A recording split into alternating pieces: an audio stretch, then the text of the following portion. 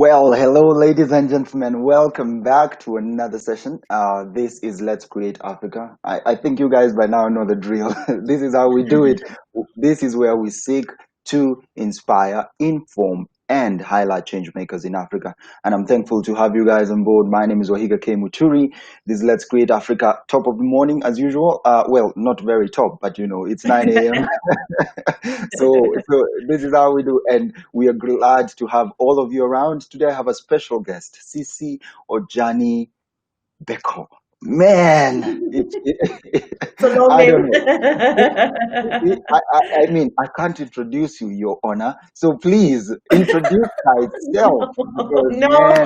I don't know how to do this. Like really, I can't introduce you. So please take over from here. I think this is now your show. If you do anything wrong, I'm gonna make sure that you don't Oh make dear. mistakes. Please take over, Thank ma'am. you. Thank you so much. It's really wonderful to be here. Waihiga, you and I have wanted to do something together for a really long time. We've crossed paths many times, and it's just really, really great to be invited onto this amazing show. For those of you who don't know me, my name is Cece Ojany-Bekhor. It's a long and wonderful name. I work as an executive and wellness coach. What that means is I help leaders all around the world to do well and, most importantly, to be well. So what does that mean? It means I run one-on-one coaching programs for leaders of organizations, be they SMEs, solopreneurs, or large organizations. And I also do trainings. Now, before COVID, I was running 1-day, 2-day trainings live, face-to-face. And after COVID, I now do the trainings online. And we talk about everything from time management, energy management, leadership styles, sales, that's also an important one, managing your time, how to motivate yourself, motivate your team. So that's something I really enjoy doing, working with groups. I'm also a mom. I have a beautiful 3-year-old daughter. I'm a wife. I'm someone's daughter. I was born and raised in Kenya. I consider myself a global citizen. And yeah, I love the outdoors. I love poetry. And I'm a big fan of people going out there and making their dreams. So that's me in a nutshell. Good stuff, Cece. You see now why I couldn't introduce you. I mean, how do I beat that? But Cece, I mean, the question that has been asked severally, everybody who meets you asks, why the main protagonist? I mean, like Yes. it's like entering the room and saying, "I'm Captain America." So what you gonna do? You know, So it's I really mean, funny because here's the thing. It's Captain America. No. I am definitely not Captain Kenya or Captain Africa or anything like that. well, you So run the Avengers Kenyan version, so hey. so there's a story behind that. And it's I call my business the Main Protagonist Coaching for 2 reasons. Number one, I value creativity. I place a very, very high value on creativity. I consider myself a creative, actually. And my definition of the definition of creativity that I really like is Steve Jobs' definition, which is creativity is just about connecting the dots.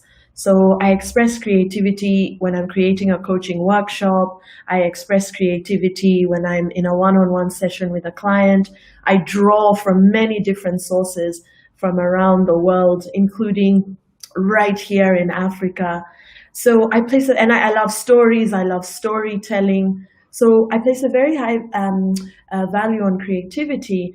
And the second reason why I chose that business name is because I want people to understand that they are the main protagonist in the story of their life. You, Waihiga, are the main protagonist in the story of your life. Your daughter, your son, your wife, your mom, your dad, each of us is the main protagonist. In other words, the main character in the story of your life. And I started having doubts about that business name. I started working as a coach when I was living in Australia. I went to Australia for uni. I stayed on to work for a bit longer before returning to Nairobi. And I started having doubts about that business name until one day I was running a workshop for women leaders, and I explained where that name comes from. And at the end of the workshop, this lady comes up to me, and I'll never forget her. We're still friends till today. This lady comes up to me and says, you know, when you were explaining about your business name, I realized that I'm always the sidekick. I'm always the friend helping. I'm always the bridesmaid, never the bride. And she realized through me sharing that story that she wanted to step into the lead role in the story of her life. I'll never forget that story. And that's why I decided not to change my business name. Because there's somebody listening to this right now who's going to realize, am I being the lead character in the story of my life? And if not, am I okay with that? So that's the story behind the Main Protagonist Coaching. I'm not the main protagonist. We all are main protagonists in the story of our lives. So Great stuff. Great it's stuff. one of those things. Yeah. So please give us a background into before your profession, before you decided, hey, let me be a certified coach and the likes. Yeah. Give us a background to your profession, even before going to Australia. Tell us Yes. about you being Kenyan. Yes. Yeah. First of all, I really wanted to say this on this show, and I say it in my live workshops. Waihiga, I am really, really proud of the color of my skin. I'm really, really proud to be Kenyan. I'm really, really proud to be African.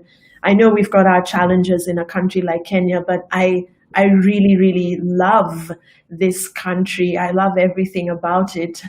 I've even shipped my husband here, and he loves it here as well.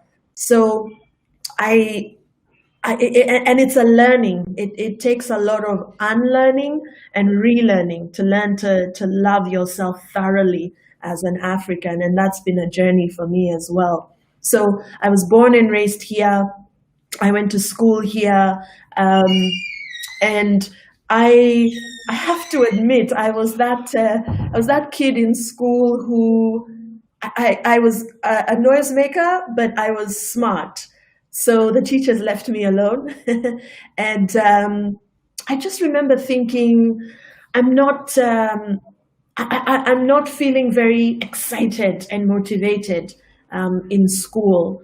And I've spoken to very many people who had the same experience. There was something missing in our education, and we were too young to understand exactly what was missing. So, but I did what the smart thing to do, which was, I studied, I passed my exams, I did really well, and my parents gave me an opportunity to go and study overseas, which I'm really, really thankful for. So that's how I ended up in Australia. And Australia was a really interesting choice. Not many people were going to Australia in the year 2000, but I was really excited to go. And so I did a law degree and an arts degree. And by the arts, I mean the humanities. So I did philosophy, I did sociology, I did international relations. I still wasn't sure what I wanted to do with my life, even though I was in uni. But I knew I didn't want to become a lawyer. And that was because in the humanities, in the faculty of the humanities is where I came alive. We would robustly discuss different things in those subjects. I really admired my fellow students, and they were from all over the world. They had so many interesting things to say. Your point of view was valued. But most of all, I learned about important topics like the history of the world. I learned about international relations. I learned about sociologies, what makes societies what they are. And that was when my love of people was born. My love of people, learning about people, what makes us tick. It happened in the humanities when I was in university. So I still wasn't sure what I wanted to do, but I got a job in the corporate world working for KPMG in strategy for a brief amount of time. Then I got a job with Scangroup here in Kenya. I moved back to Kenya for about a year, and that was one of the best decisions I could have made, Waihiga, because I I didn't stay away for too long. You know, when you stay overseas for too long, sometimes you forget how awesome your home is and you lose track of all that has changed. So working in Kenya for a year gave me an opportunity to see, wow, some really exciting things are happening.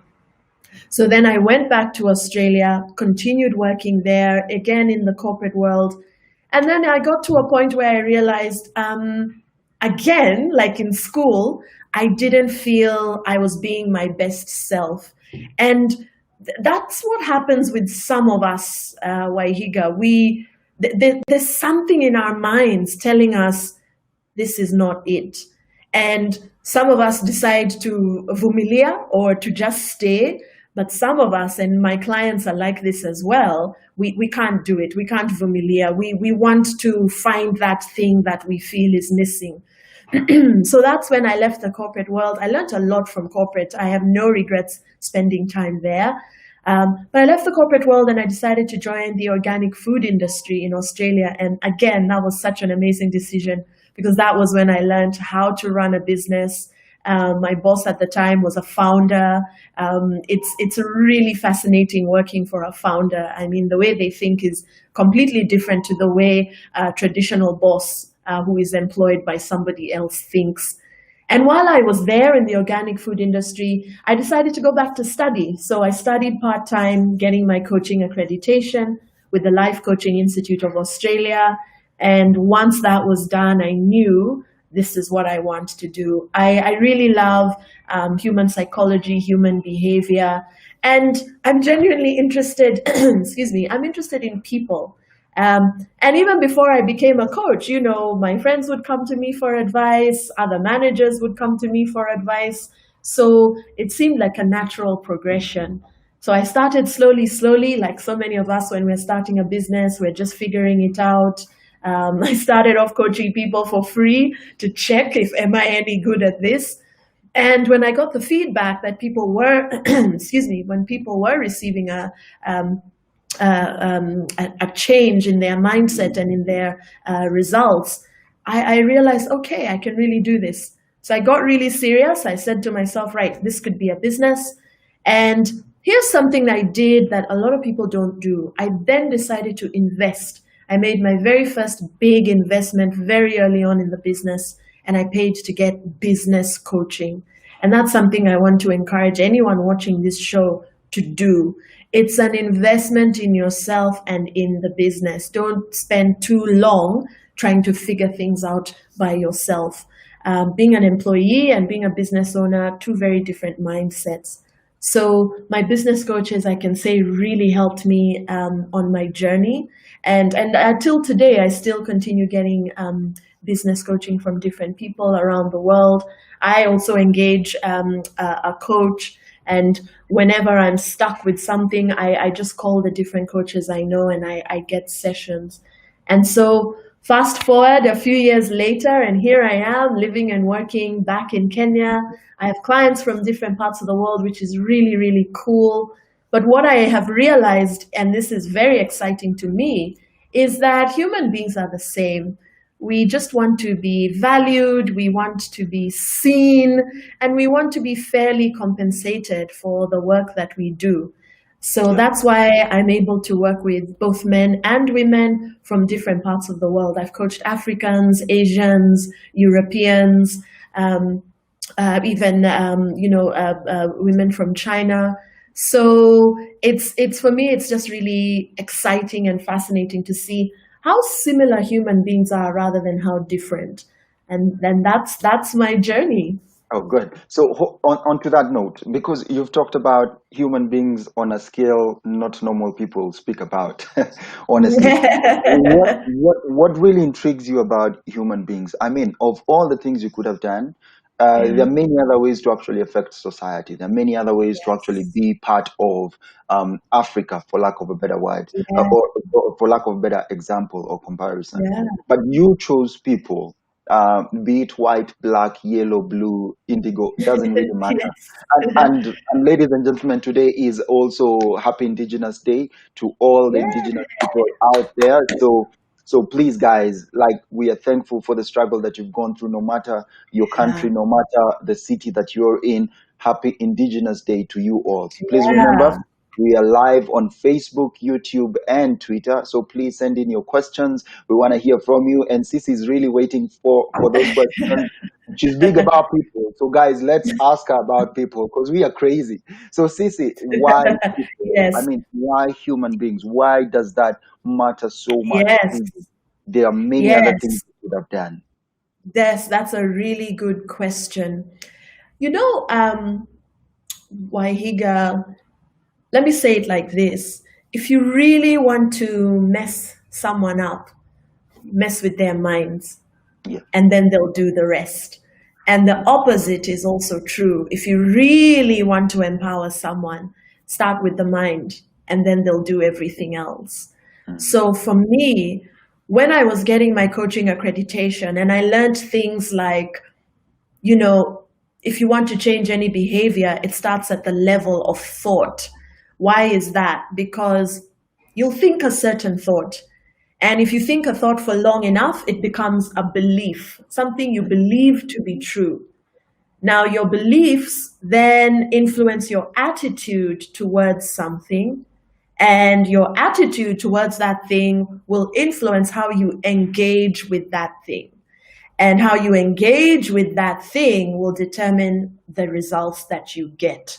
So, for example, your thoughts around money are determining how you engage with money and therefore your relationship with money.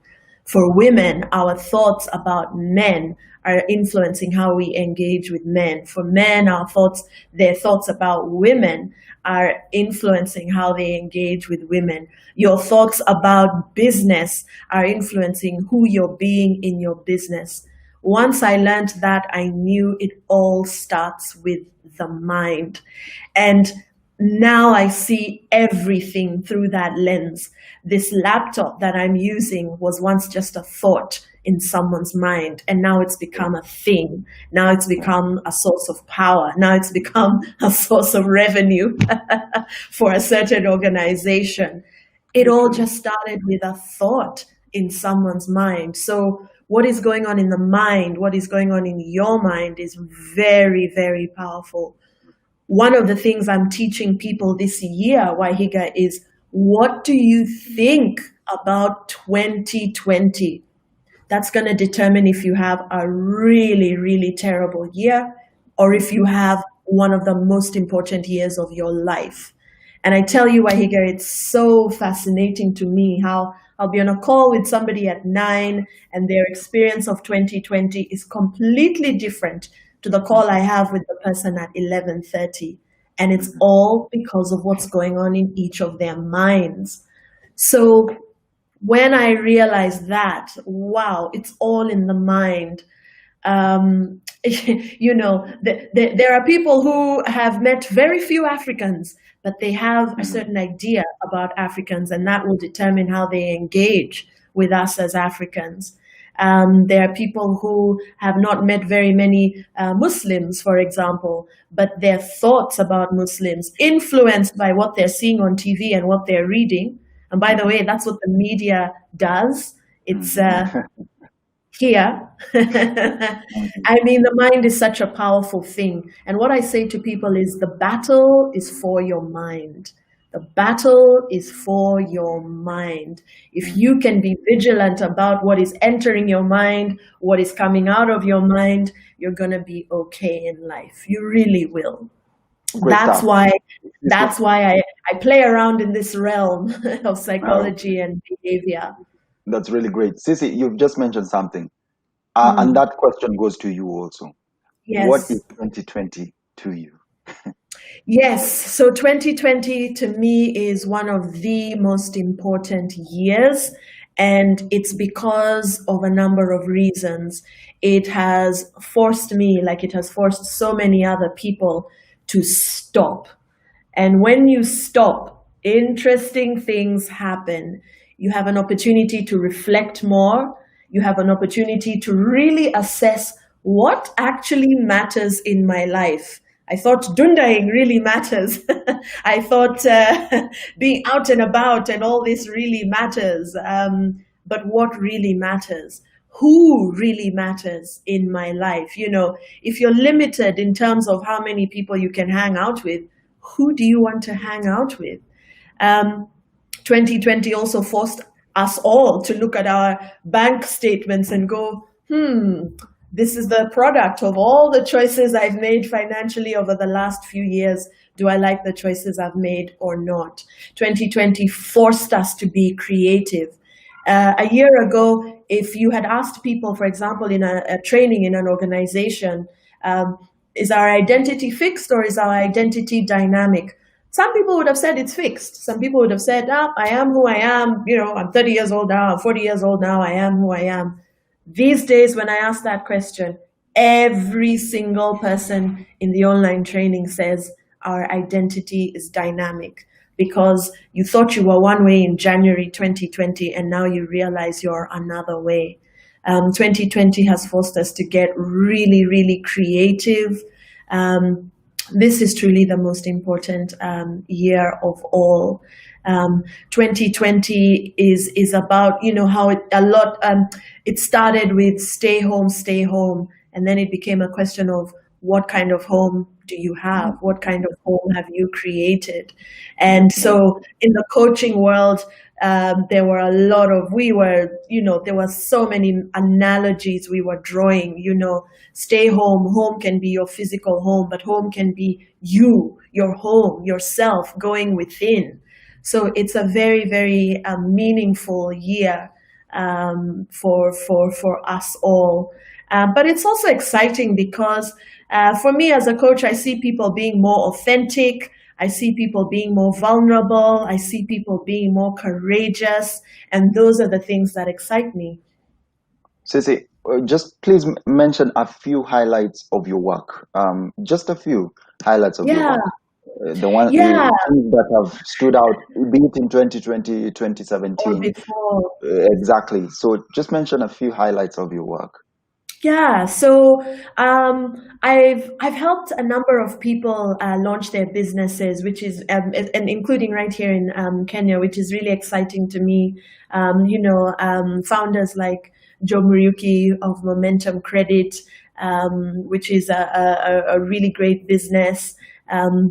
And those sorts of things really excite me. You know, again, it's just a thought in someone's mind, and then before you know it, it's an organization with an office with employees, and I'm running a coaching and a training for the employees. Really, really exciting. Because of confidentiality, I can't get into too much detail.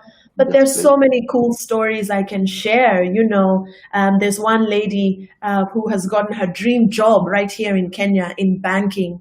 And we worked together to create that dream job. It didn't exist before.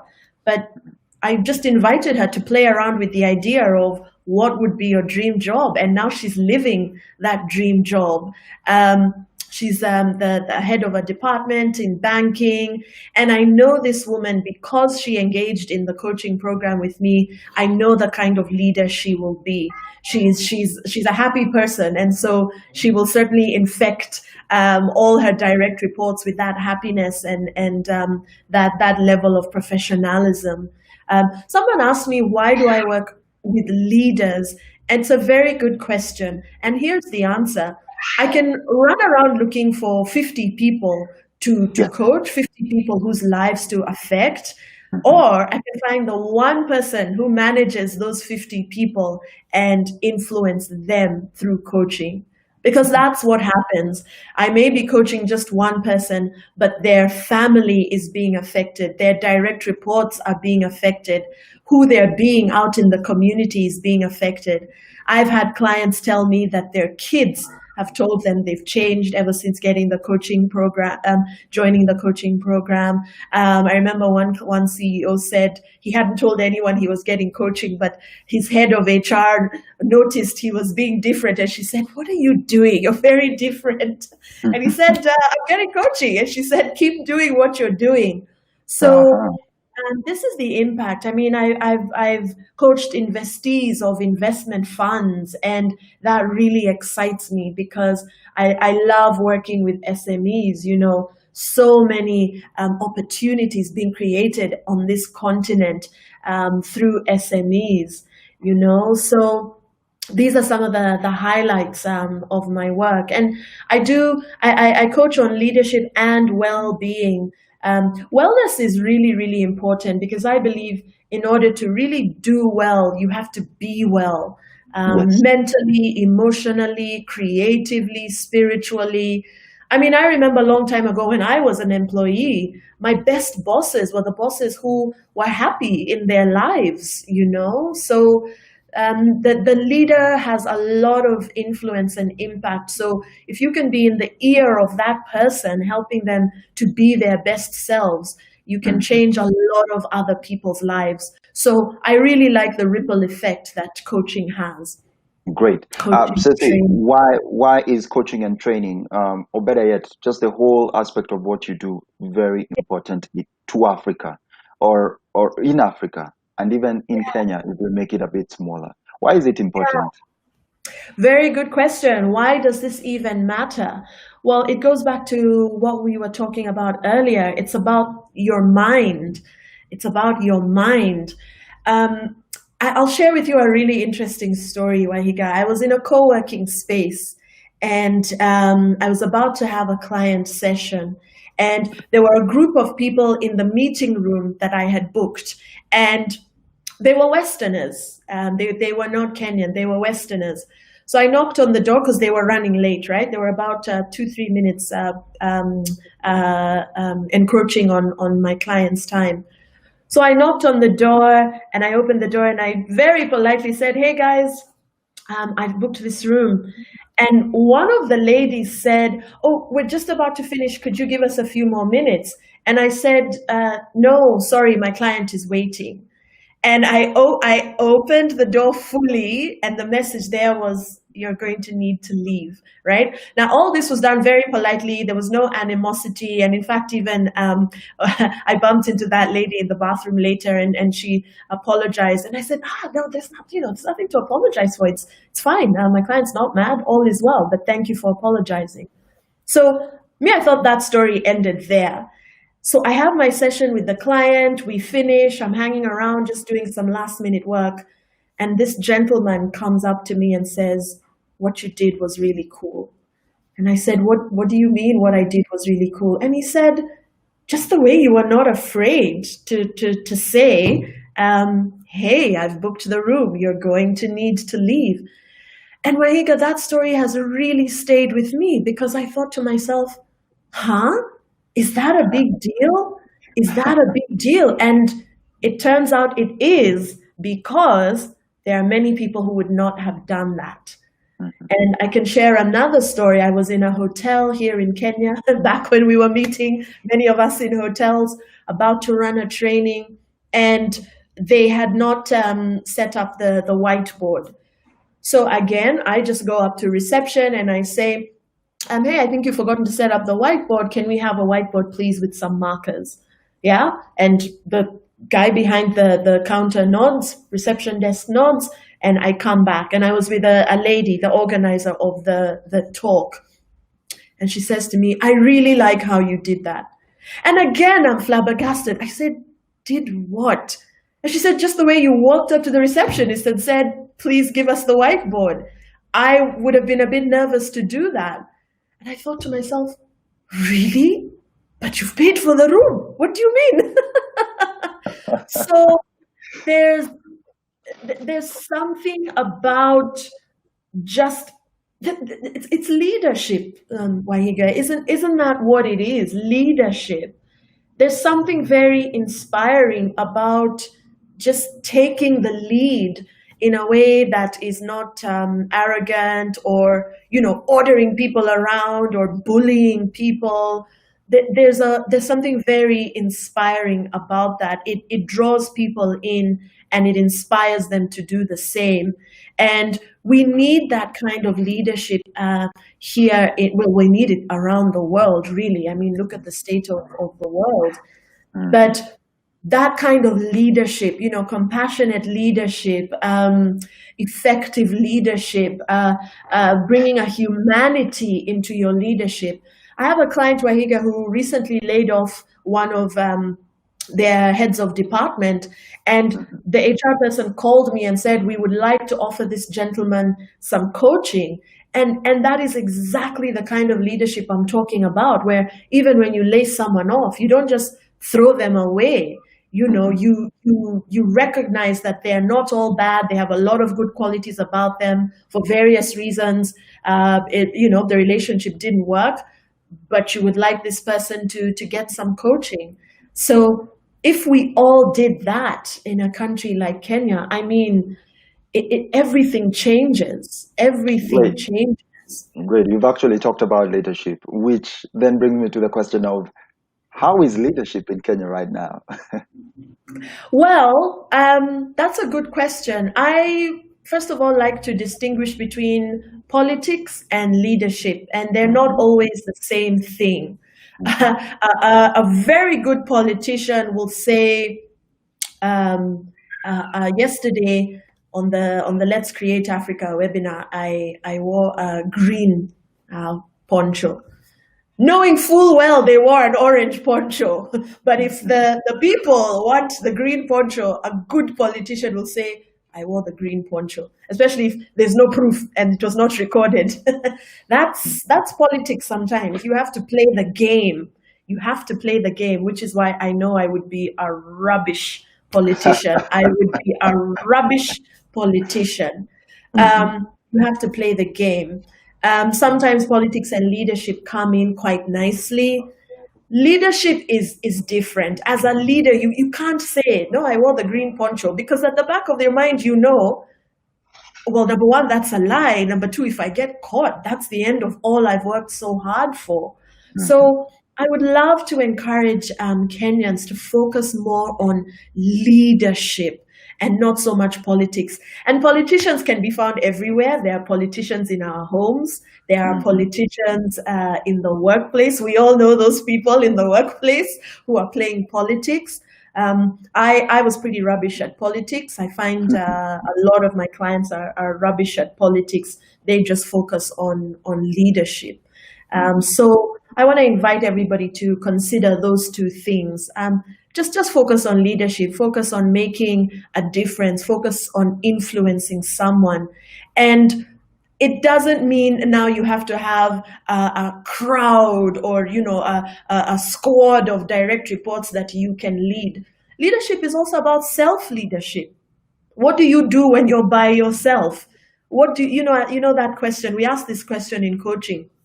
How do you behave when there's no camera? What would we see if you secretly snuck in a camera in your home? How are you treating your domestic workers? How are you, who are you being when no one is watching? Yeah, so self-leadership is also very, very important. And in a country like Kenya, it's very, very important for people to understand this. Instead of always looking outside and hoping somebody will save you, just ask yourself, how can I save myself? I was chatting to somebody a few months ago, and I was saying to him, if I lost my job today, if everything fell apart and I needed to get a job, I would offer everybody I know my skill and ask them, hey, if this skill is not of value to you, can you please just share the message with all your friends, all your networks? This is a skill I offer. And if you're interested, I'll give it to you at a discount. I would do that before going up to someone and just asking for money. I've lost my job. Please give me money. No. Offer something. Offer something. You'll find the money coming. So it's the victim mentality that I really want to be a part of, breaking that down to the point where it doesn't exist anymore. Waiting for others to save you. I really want to be a part of the conversation that ends that in a country like Kenya. and just I find, Kenyans are so resilient and so creative. I do feel we get caught up a lot in distractions and shenanigans when we need to do the opposite, which is to stay focused and get focused on what we're doing to move forward and to move our communities forward. Oh, great. Somebody's asking, Terry, she is asking, how are you empowering others to emulate your work? Yes, so I actually love when we were still meeting face to face. I used to run monthly events, and coaches used to come for my events, and I really liked it when coaches came for my events, because I also want to be a part of the conversation to keep coaching super professional. A lot of people, unfortunately, have been burnt by charlatans masquerading as coaches. So I'm really happy for coaches to attend my events, and I know they attend my webinars. I run free webinars similar to you, Waihiga, and I know coaches come for those. Many coaches over the years have reached out to me. In fact, there was just a lady actually yesterday reached out to me on email. She wants to know how she can get started with her coaching career. I've helped a number of coaches set up their businesses, teaching them sales, teaching them how to get their programs nice and tight and effective for their own clients.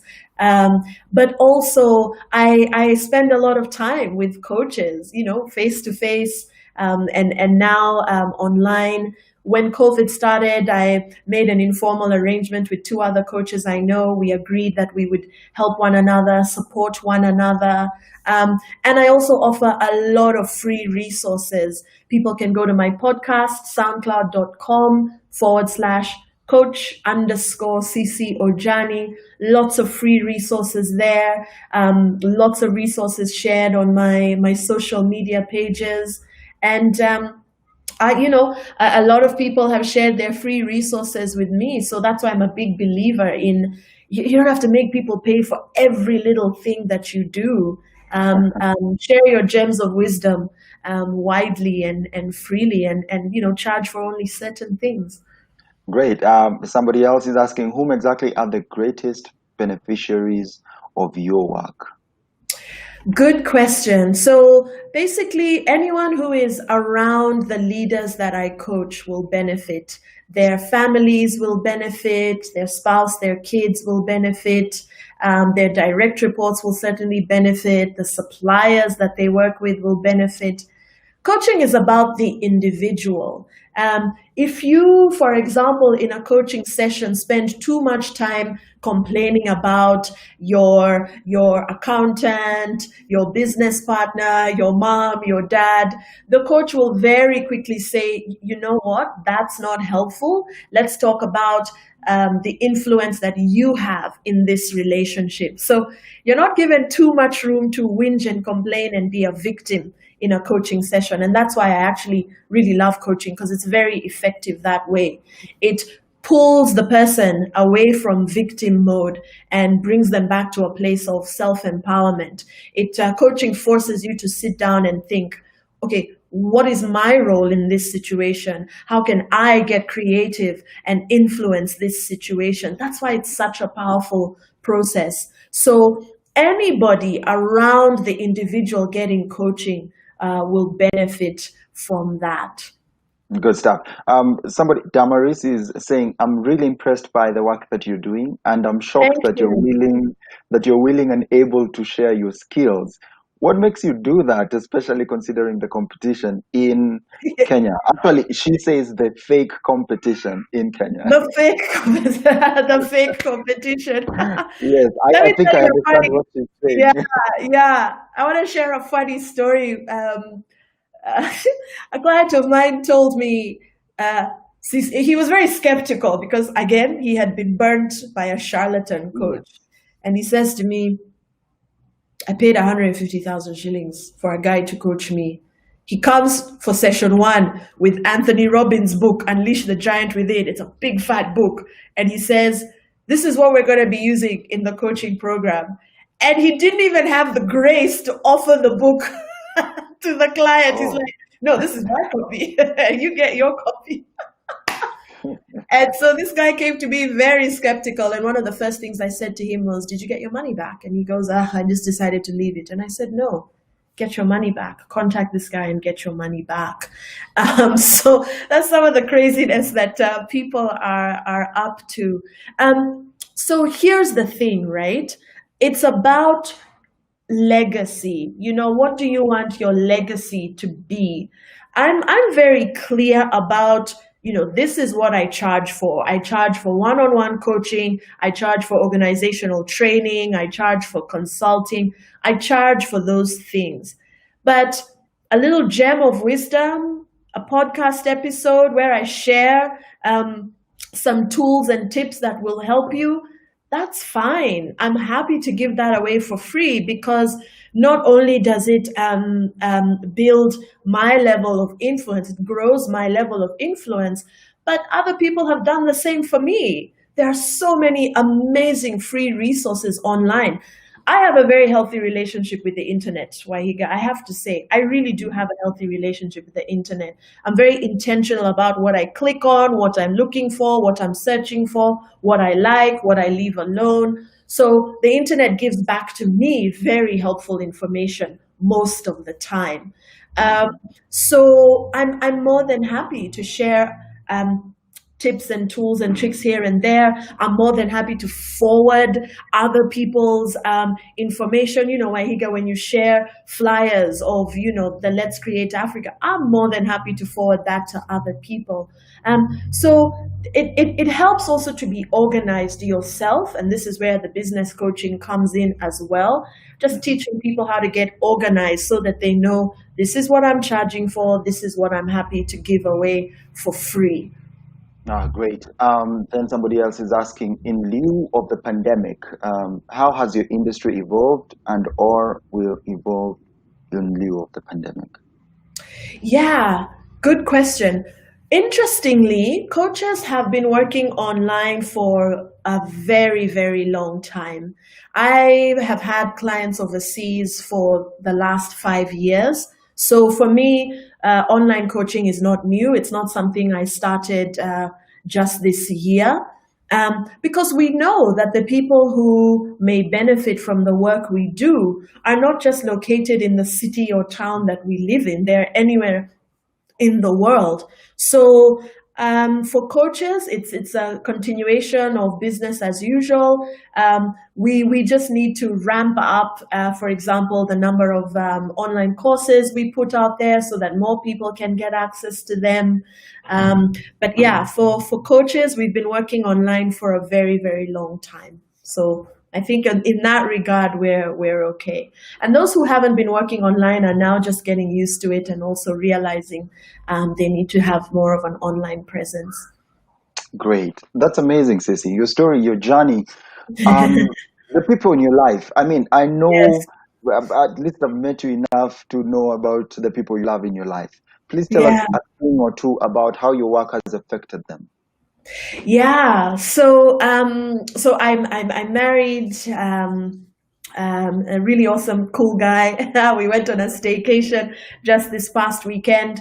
That's an example of how the coaching that I've received and also the work that I do influences the people in my life.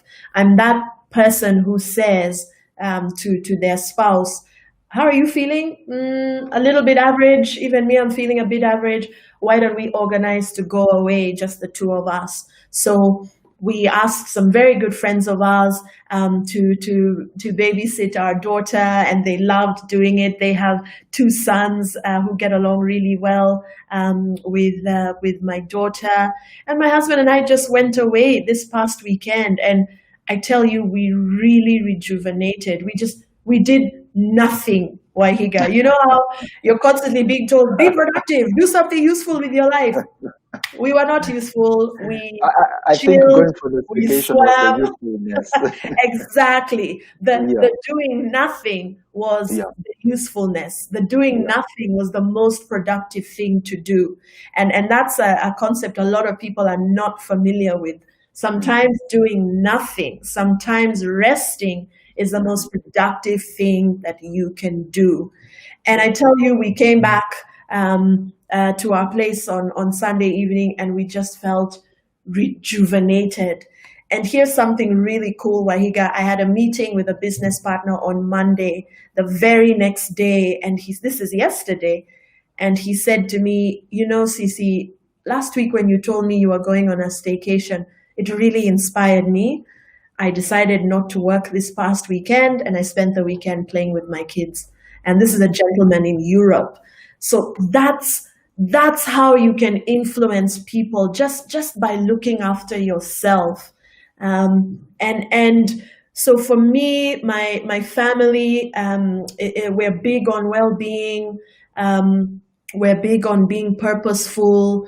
As I said, I have a 3.5-year-old daughter. I want her to see that mommy has a job that she loves. That's actually something I've been thinking about. What are we teaching our children about work? My mom and my dad loved their jobs. My mom and my dad they've retired now. My dad has passed away, but they were really proud of their work. And I realized, my goodness, that has really influenced me. So I didn't have those parents who gave the impression that work is a drag and it's something you just have to do. And I'm really thankful to them for that. So that's what goes on in our home. I'm really big on having fun and just being goofy. From the moment my daughter was born, my husband and I said, this kid better like music, otherwise she'll struggle living with us. And so from the moment she was born, this is a true story, Waihiga, my daughter came home. I don't doubt you. We brought our daughter home from Aga Khan Hospital, and from the minute she arrived, she was exposed to music, classical music, African music, hip hop, jazz. And so we have the kind of home where the 3-year-old is fine when, we're playing some Afro beats and so those sorts of things I can say, are a product of the coaching that I've received and the work that I do. And my friends also tell me I'm good fun to hang out with because, I'm a bit of a hippie. I'll do they'll come to my house. That's another thing I'm really big on, looking after my body. I mean, don't get me wrong, I'm not a nun, I'm not a saint or anything like that. But I do eat well. I stopped drinking a long time ago, not because I have any issue with alcohol, but just because it really does make me woolly-headed, and I wanted to be sharp, especially when I started working for myself. But every now and then I'll enjoy a bit of alcohol. I'm really excited that there are local beer brands, for example. So I'll try a local beer brand. But overall, I look after my body, and my friends will come over and they'll open my fridge and they'll just say, "What is this? Oat milk, almond, chia milk. Cece, where do you find these things?" What are you? And what are you? One of my girlfriends said to me, "Aki, this house, Cece, what is this?" What? So it's I think my friends enjoy my company, but I've got to tell you, Waihiga, it's been a journey. I was not always like this, if you can believe it. I was that insecure, uptight, lacking in self-confidence young lady when I was in my 20s. So when I tell you I've come a really long way and coaching is what has saved me, I really do mean it. My husband can attest to this. He's known me for a very long time. Brings us to the next question, which reminds me, ladies and gentlemen, we are about to wrap this up. We have a few minutes to go. So please remember, send in your questions via Facebook, YouTube, and even Twitter. We are ready to receive them. Miranda is asking, and let me read that. And it's good that you mentioned about your self-esteem as a lady, as a woman. Miranda is asking, who coaches the coach? That's first. Very good question. Sorry, you go. Oh, sorry. And then second, she's also asking, the full woman that you've become, I love what I'm seeing, and I wonder how to get there. So it's good that you mentioned that, because somebody already was asking about it. Yeah, Yeah, that's a really good question, Miranda. This word, it's a journey. It's a bit of a cliche, but it's really that's the most apt that's word to actually use. African. Yeah, That's actually, yeah, that's true. Huh? The it's a safari for real. yes, man. But it's really the most apt word, the most appropriate word to use. It really is a journey. I'm 38 years old now. I was a very different person when I was 24. So Miranda, what it takes, and this is another important piece. Who are your friends? Who are your friends? I was very, very lucky to attract really smart, soulful people into my life at an early age. And it was actually a friend of mine who opened up this world to me. And so it's something that I coach the adults I work with now. We have a whole session dedicated to who are your friends? Your friends influence your life. Your friends can help you earn more money. Your friends can help you develop a business idea. Your friends will send customers and clients to you. Um, my husband and I had a lot of fun last year in Cape Town. We just this continent of ours is so amazing. That was a friend's idea. They were going to South Africa, and instead of just going on a family vacation, they thought, why don't we invite a few other people we love? And we were so touched, and we said, wow, this is great. We have to go. Let's go. And we had such a wonderful time bonding with one another. So your friends, starting today, just look around at your friends. Who is really helping you? Who is really electrifying you? Who is motivating you? Who is elevating you? And hopefully you're doing the same for your friends. So that squad of yours is very, very important. And so that friend of mine, a lovely Ugandan lady, we're still good friends till today, opened up this world to me. Another Indian friend, we used to share the different books we were reading.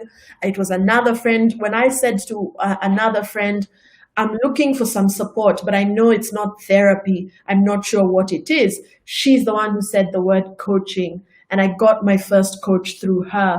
And that brings me to all the different people who've coached me throughout the last 10 years. I should also say that as I said, I'm interested in human beings. I love human beings from everywhere in the world. I draw from different sources around the world. So my coaches are of different cultures and backgrounds. I was coached by a lovely lady called Margaret in Australia, a woman in her 60s. And let me tell you, ladies and gentlemen, you need to seek out the elders, their wisdom. You need a direct injection of their wisdom. Please seek out elders. If it's not your parents, go talk to your parents' friends. We need the wisdom of the elders. And Margaret was an elder. Margaret is an Australian lady, Anglo-Saxon. My very first mentor was a Nigerian a lady. She's a coach as well. Her name is Kemi. Kemi was great at helping me when I started out my coaching practice. I've paid for coaching sessions with American women. I've paid for coaching sessions with English women. My business coaches have been men. I've been trained by Australian businessmen. I've been trained by American businessmen. I've been trained by Portuguese businessmen. I mean, and here in Kenya, I do coaching exchanges with amazing Kenyan women, other coaches like Jane Katuga, Caroline Gaiduma. We do coaching exchanges. And so I'm all about getting the help, getting the help. And that's really, really important, guys. So see it as an investment in yourself. So don't say, I can't afford the coaching, but let me pay to go to Mombasa. Put the Mombasa trip aside just for a few more months and get the coaching. Put that new, shiny new object aside just for a bit longer and pay to get the coaching. Some people need therapy before they get coaching. So you also need to pay for therapy, especially this year is quite challenging for a lot of people. Pay for counseling, pay for therapy. When my father passed away, I got therapy. Yeah, I got therapy because I just wanted to be able to just cry and to feel sad and to grieve. So please learn to get comfortable paying to get the help. It's an investment in your future.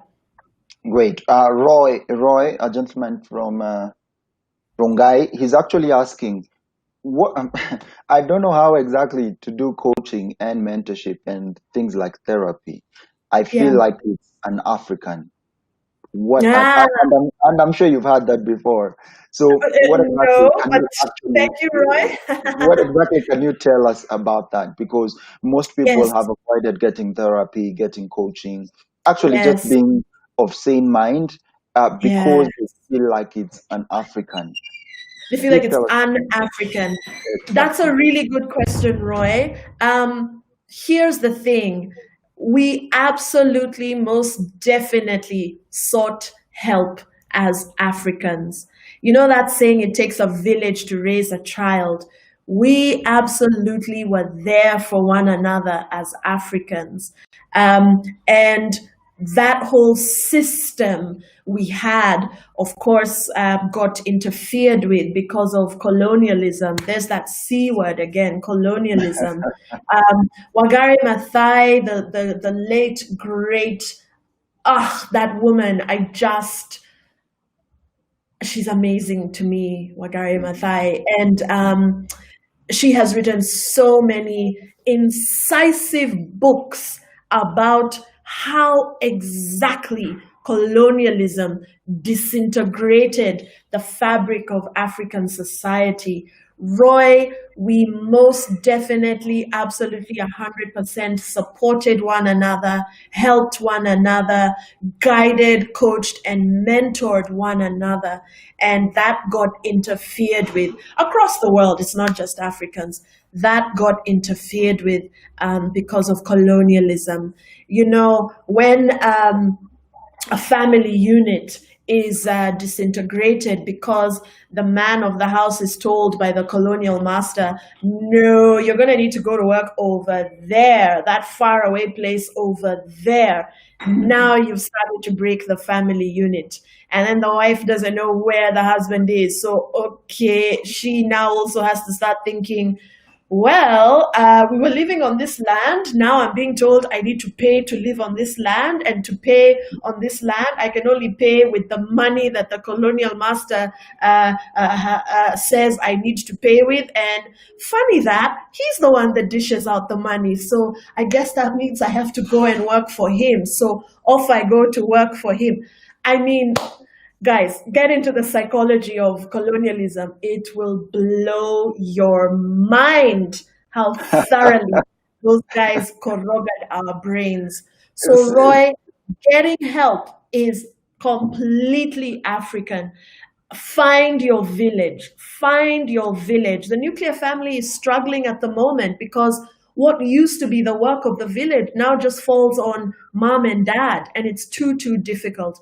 So getting help through coaching, mentoring, any kind of support. Roy, your squad, your boys, you and your boys need to help each other out. Don't help each other fail. Help each other out. That's a very African thing to do.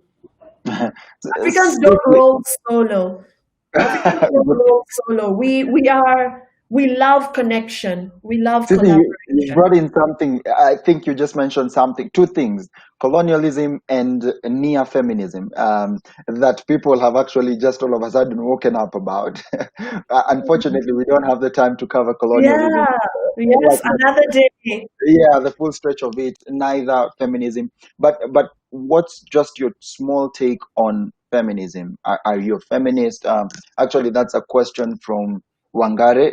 She's asking, are you a Yes. feminist, and what's Yes. your take on that? And Yes. also in light, and this is me adding on to that, also in light of colonialism and Yeah. Africanism, how Yeah. exactly would you put all that together so that you don't lose who you are as an African, but also are able to stand for equality and all that without messing anything up?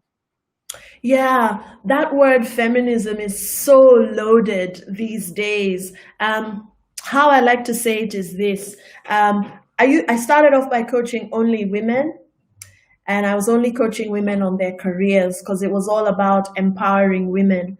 And then very, very, very quickly, I realized, okay, we can't just focus on career because these women have whole lives. So we started looking at their lives outside of work. And then very shortly after that, I realized, wow, is it helpful only talking to women? Is it helpful only working with women? And I realized that there was a whole half of the conversation that was missing. And that was when I made the decision to start coaching men as well. And so, ladies, you may not know this, but I really do coach men as a roundabout way of helping us, because women's groups can sometimes end up being an echo chamber. You're just talking to other people who already know what you know. And it's about getting out there and finding those male allies and finding those men who are ready, willing, and able to support and love and help you. My single friends say to me they love hanging out with my husband, and our married friends because they see how our husbands treat us with respect and dignity, and it's very inspiring to them. So I am of the school of thought that we're all in this together. We really do need to heal. All of us really do need to heal. One of the things I teach is masculine energy, feminine energy, or yin and yang. And it's something that I teach both men and women. So I've come to realize that for me, it's important to talk to all the different genders because we're all in this together. It's very important to empower people who have been systematically disempowered. But what happens if, for example, you have a male boss? You know, what happens if you have a son? What are you going to do then? So we're too interconnected to separate ourselves. And so I'm a big fan of we need to work with one another.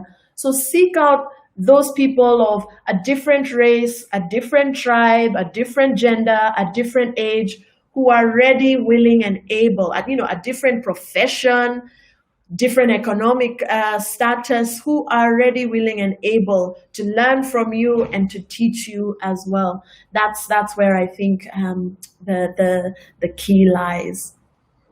Thank you very much, Cece.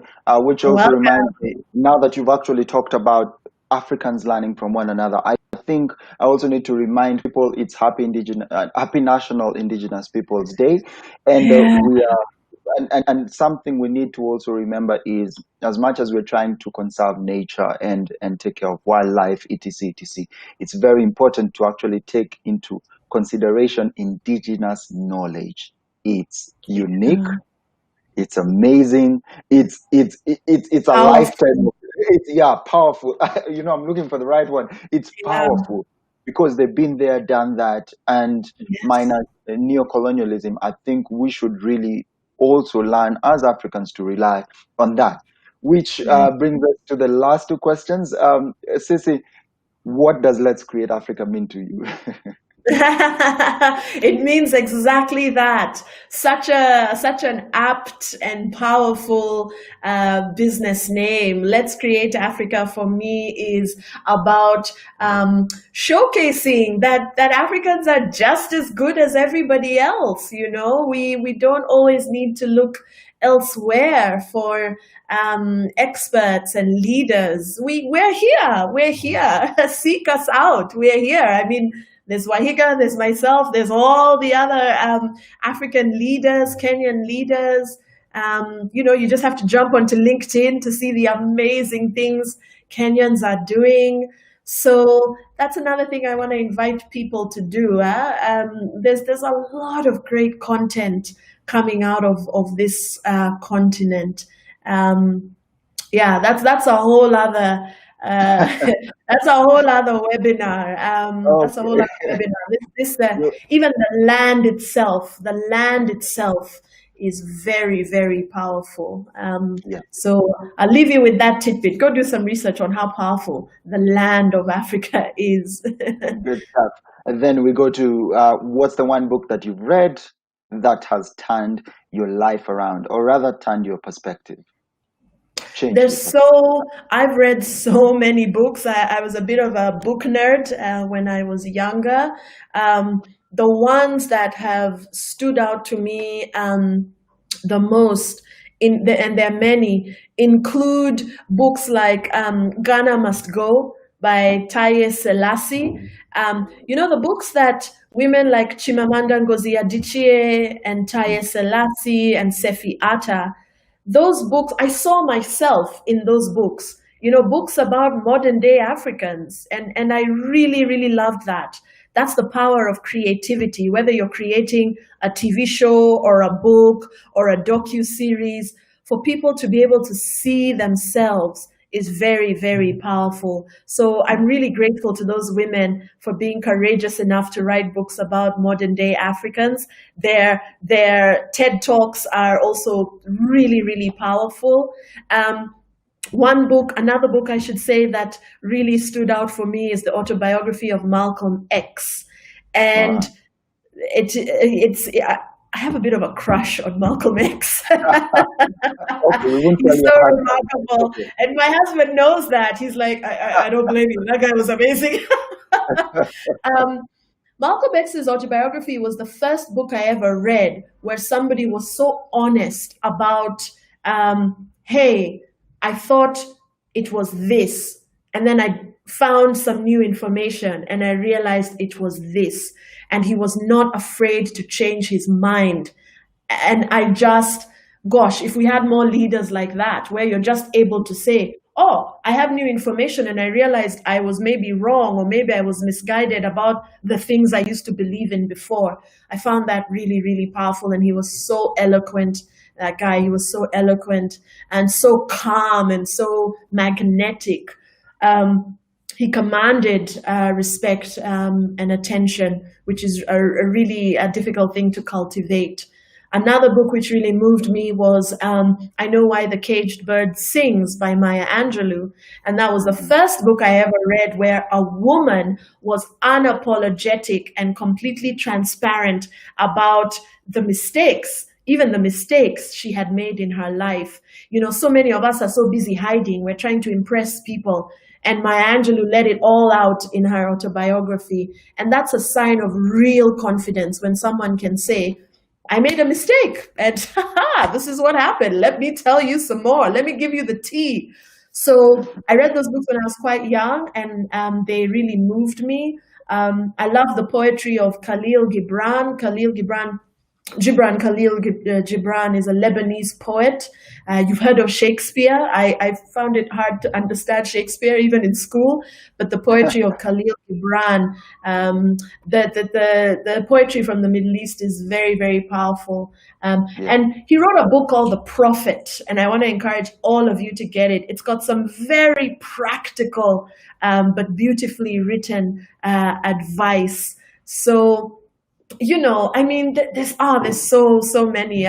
For the hip hop fans out there, I read The Tao of the Wu, which is a remarkable story of how the RZA of the Wu-Tang Clan took this group of guys from a poor neighborhood in the US and catapulted them to global stardom and economic freedom. And that is something we could all learn from. What did you call that book again? The Tower of the Wu? Tao of the Wu, Tao of the Wu, W-U. Like I said, I identify as a creative, so I'm very drawn to musicians, art writers. There's something to learn from everyone. There's something to We're actually coming to that. So, your best movie? My best movie, again, I have so many movies that I've watched. Without doubt, one of my favorite movies is Scent of a Woman with Al Pacino. I was blown away by his performance because he plays a blind man and he didn't wear shades during the movie, so you could see his eyes. And I just, even before I could understand what acting is and the skill that's involved, that movie blew me away. The not just the story, but just the acting blew me away. Of course, the Matrix. Every coach loves the Matrix. There are so many subliminal messages in the Yeah. Matrix. I want to invite you to watch it over and over and over again. So many subliminal messages. What does it mean when you're told take the red pill? It means wake up to yourself, wake up to your awesomeness. So every coach you meet will really really like the Matrix, and also I like watching Nollywood films. There's You so are one of many. those, yeah? Yes, I am. I think I sent you a text message once, Waihiga, where I said, "Me, I'm busy Oh watching yeah. Nollywood." Oh yeah. I was Um, like, after cinema continues. So I was yeah, like, yeah. what is that? And I'm Amazing. really happy to see that there's a lot of Nollywood being pushed on Netflix, and I love Yeah. them. They're entertaining stories of modern day Africans. It's really great. What about your best music? Or My best music, I just love some? jazz. Doesn't really Yeah, matter. I have to admit, I love jazz. I love Afro beats. I love Afro beats. When I'm doing a workout, I'll listen to anyone from techno to Pato Ranking. Tiwa Savage has a new album out. She's just, her voice is amazing. My husband and I were talking about her the whole weekend. This album is amazing. Her voice is amazing. The production is amazing. So yeah, I'm quite polymathic. Human beings are polymathic by nature. I truly believe that. We are born with many different interests. We are open, we are curious, and we lose our polymathic tendencies because you get funneled into a certain education system, a certain career. Some of the most successful people in the world are polymathic. They're interested in many different things and they honor that. So that's another thing I want to invite all of you to do. If you're an accountant but you like to paint and draw and do artistic things, honor that part of yourself because all of it is you. All of it is you. Thank you so much, Cece. Wow. You're welcome. We finished this. Wow. I mean, and Wow. it's so interesting. Guys are still throwing in questions, but Yes, it's actually past time. We've even gone yes, past the hour. Thank you so much, Cece Ojany-Bekhor. yes, I mean, as yes, again, I couldn't do your bio because you just did it yourself. It was yes, impossible to actually just summarize it and read it again.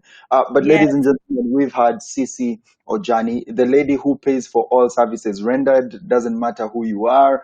I know that from experience also. So very interesting, amazing lady, amazing coach. thank you so Very much. very professional, very Afrocentric also. Yes, yes, Forced her husband to be African too, yes, um, and yes, and and she's amazing. And I thank you all for tuning in. Thank you yeah, so much. All of you can get this actually later, still on our lives, which is on YouTube, Facebook, and Twitter. So please remember, subscribe, like, share. This is Let's Create Africa every Tuesday. We'll be having other awesome guests coming in as we continue with the week and months ahead. So please look forward to that because there'll be other people even outside of Kenya because we're doing Africa. We're not yes. doing We're Kenya. doing We Africa. we are Yay. doing Africa. So thank you, ladies and gentlemen. It's been a pleasure hosting you. Please remember you can sign up to this platform, restream.io, with our code. We've given our code actually in all our lives, so you can get our code there so that you can sign up to this and get a 10% discount for every sign up that you get. So, guys, thank you so much. It's been a pleasure hosting you. My name is WaihigaKMuturi, and this brings us to the end of the show. Cece, thank you so much. It's been lovely Thank you hosting so much, guys. you.